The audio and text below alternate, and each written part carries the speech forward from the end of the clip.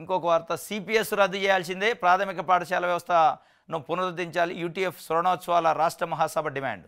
బకాయిల కోసం ఫిబ్రవరి 17 నుంచి ఆందోళన. ఇది నిన్న సిపిఎస్ అంటే కంట్రిబ్యూటరీ పెన్షన్ స్కీమ్ రద్దు చేయాలని, ప్రాథమిక పాఠశాల వ్యవస్థను పునరుద్ధరించాలని ప్రభుత్వాన్ని డిమాండ్ చేస్తూ యూటీఎఫ్ స్వర్ణోత్సవాల రాష్ట్ర మహాసభ తీర్మానం చేసింది. కాకినాడ పిఆర్ ప్రభుత్వ కళాశాల 4 రోజుల పాటు జరిగిన ఈ మహాసభ బుధవారం ముగిసింది.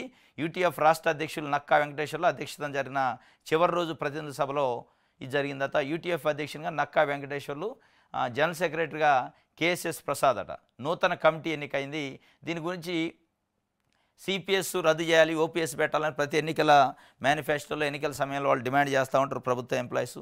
దీనికి సంబంధించి ఈ నక్కా వెంకటేశ్వర్లు గారు యూటీఎఫ్ రాష్ట్ర అధ్యక్షుడిగా ఎన్నికైంది. నిన్న ఆయన్ని అడిగి తెలుసుకునే ప్రయత్నం చేద్దాం. అసలు ఈ సిపిఎస్ ఓపీఎస్ ఏంది, ప్రభుత్వం ఏమంటుంది అనేది.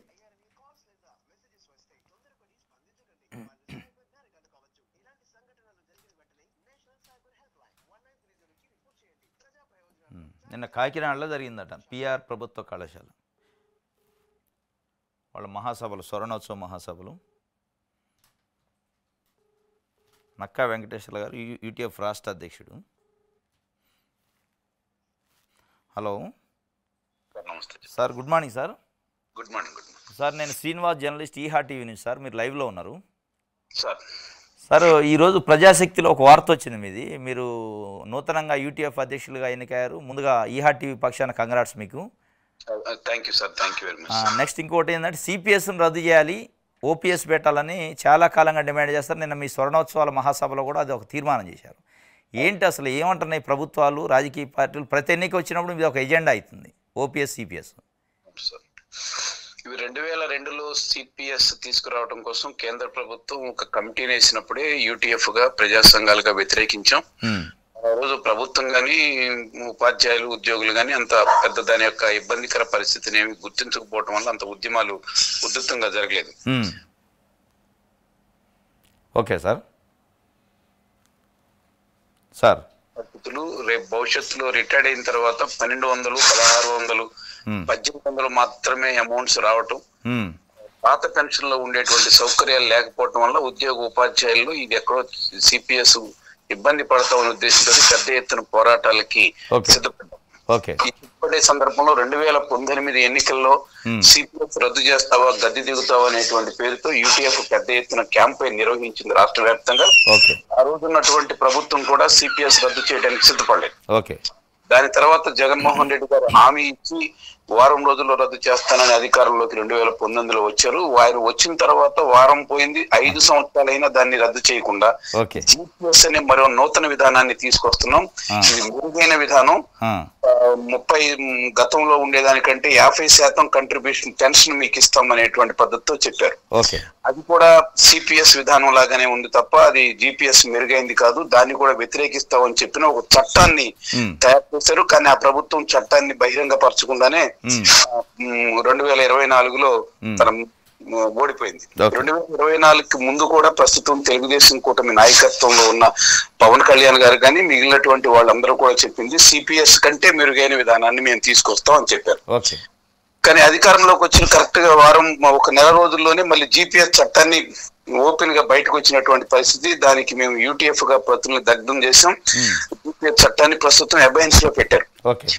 నేను చెప్పదలసింది ఏంటంటే వాళ్ళ సిపిఎస్, జీపీఎస్ లేకపోతే కేంద్ర ప్రభుత్వం ప్రవేశపెట్టినటువంటి యూపీఎస్ ఏవైనా సరే ఉద్యోగ ఉపాధ్యాయుల నుంచి కంట్రిబ్యూషన్ కట్టించుకునే విధానం.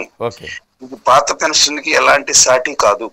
పాత పెన్షన్ లో ఎలాంటి కంట్రిబ్యూషన్ లేకుండా 30 సంవత్సరాలు సేవ చేస్తున్నాం కనుక ఆ తర్వాత ప్రభుత్వాలు ఇచ్చేటువంటి అది హక్కు వ్యక్తి కాదనేది సుప్రీంకోర్టులో చెప్పిన తీర్పుకు అనుగుణంగానే మా పెన్షన్ పాత పెన్షన్ కావాలని కోరుతా ఉన్నాం.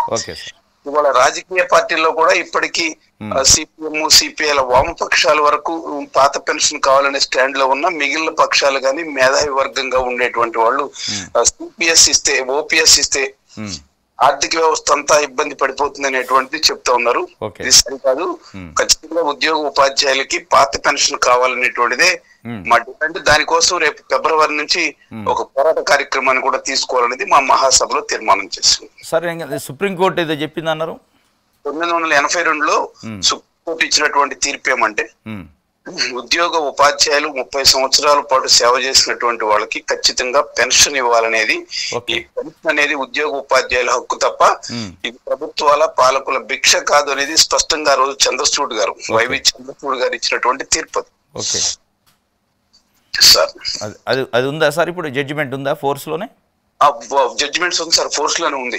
కానీ ఈ ప్రపంచీకరణ నేపథ్యంలో ప్రభుత్వాలు ప్రజలు ఉద్యోగ ఉపాధ్యాయుల దగ్గర బాధ్యత నుంచి తప్పుకునే దానిలో భాగంగా ఈ కంట్రిబ్యూటరీ పెన్షన్ తీసుకొచ్చి ఇచ్చినటువంటి పరిస్థితి ఉంది. దీని మీద కూడా గ్యారంటీ ఏమి లేదు, గ్యారంటీ పెన్షన్ కాదు అనేది మా యొక్క అభిప్రాయం. అందుకని ఉద్యోగ ఉపాధ్యాయుల నుంచి ₹1 కూడా కట్టించుకొని పెన్షన్, పాత పెన్షన్ కావాలనేది మా డిమాండ్. దానికోసం మేము గతంలో పోరాటం చేసాం, కేసులు కూడా మా మీద బనాయించే పరిస్థితి చేసింది గత ప్రభుత్వం.